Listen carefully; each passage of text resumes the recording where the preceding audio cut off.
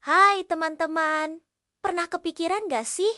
Apa bedanya semangat anak muda zaman dulu sama zaman sekarang? Masa remaja itu kan masanya kita lagi penuh semangat, berani, dan pengen diakui. Nah, kalau kita lihat sejarah Indonesia, semangat para pemuda inilah yang jadi kekuatan utama buat merebut kemerdekaan. Mereka pakai energinya buat bersatu, berpikir kritis, dan berani melawan ketidakadilan. Semangat kayak gini seharusnya juga ada di dalam diri kita, remaja masa kini. Tapi sayangnya, ketika semangat itu salah arah, muncullah yang namanya kenakalan remaja. Kenakalan remaja ini adalah perilaku yang melanggar aturan, baik itu norma sosial, hukum, sampai nilai moral. Dua contoh yang paling sering kita dengar adalah vandalisme dan tawuran. Yuk kita bahas satu-satu. Vandalisme itu tindakan merusak fasilitas umum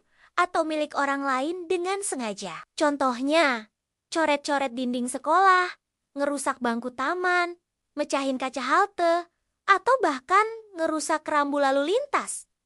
Kenapa sih remaja melakukan ini? Biasanya karena ingin diakui sama teman-teman sekelompoknya, buat melampiaskan emosi, kurangnya pengawasan, dan minimnya tempat buat menyalurkan kreativitas. Untuk mengatasi vandalisme, kita perlu punya sikap bertanggung jawab dan bernalar kritis. Ini adalah dua nilai penting dalam profil pelajar Pancasila. Kita harus sadar kalau fasilitas umum itu milik kita bersama yang harus dijaga, bukan dirusak. Kalau kita punya energi lebih, kenapa nggak disalurkan ke hal-hal positif? Misalnya, ikut lomba mural, bikin karya seni, atau gabung komunitas yang bermanfaat. Sekarang, kita beralih ke kenakalan remaja lain yang lebih berbahaya, yaitu tawuran antar pelajar. Tawuran bisa terjadi karena gampang terprovokasi,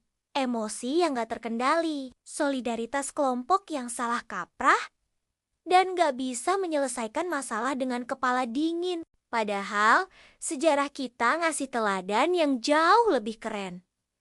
Coba deh kita lihat Pangeran Nuku dari Maluku. Di masa mudanya, beliau pakai semangat dan keberaniannya untuk menyatukan rakyat melawan penjajah, bukan buat saling melukai sesama. Atau Laksamana Malahayati dari Aceh, yang sejak muda ditempa dengan disiplin dan pengabdian, menggunakan keberaniannya untuk menjaga kedaulatan, bukan untuk kekerasan tanpa tujuan. Mereka bukti nyata kalau semangat masa muda bisa dipakai untuk hal-hal besar. Nah, untuk mencegah tawuran, kita bisa membangun nilai gotong royong dan berkebinekaan global.